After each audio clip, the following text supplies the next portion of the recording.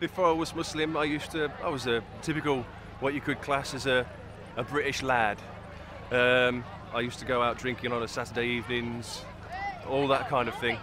So about 5 years ago, I was going on holiday to Greece, and they have, obviously, you know, when you go to an airport, you've got loads of books in your backpack, ready to go, sit by the side of the swimming pool, large beer, sit there reading, well, you don't know, but you sit there reading your book with a large beer at the side of you, sunbathing, and you never got enough, you've never got too many books, so I thought I'll go to W.H. Smith's and I'll pick up a nice book that I could read, and I couldn't find anything. I got my rucksack on my back, and as I turned around to leave, I knocked a bookshelf and all the books fell off, and not one to be a bit awkward, so I picked everything up, and the books were all one book, and it was by a Western author called Barnaby Rogerson, and he wrote a book called An Autobiography of a Prophet Muhammad, Islam. And I read the first page, and it looked interesting. I read the second page, took it to the counter, I bought it, and I took it on holiday with me. So I read the book, and I thought, yeah, I want to learn more. So I came back, and I started to go to a local masjid, and I spoke to them, and I said I want to learn more.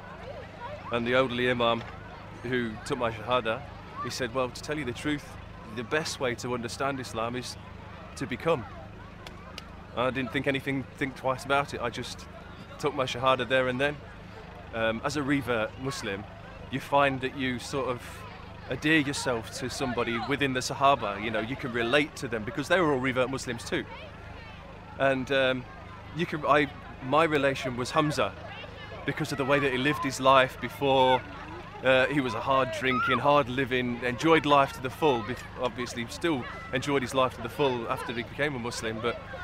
And I related a lot to him. So when I went on Hajj, I wanted to go to the battle to see where Uhud, where he died. So I went to the cemetery. They got off the bus, and as I was walking across, it was like I was walking through treacle. I felt so emotional, and tears were just streaming down my face, and I couldn't stop them, and I didn't know why. So I kept going, and as I got off this like sandy patch onto a little paved area, it all went. And I thought, oh, that was strange. And I went to the cemetery, I made my du'as for the martyrs and for Hamza, and made my way back to the bus when they said, come on, it's time to go. Made my way back to the bus, and as I walked across that patch of ground, it happened again. Just crying, looking at me, what's the matter? So I told them, and a Malana that was there next to me, because he translating for me, he said when our Prophet found out that what had happened to his uncle, he just cried, he just wept and wept.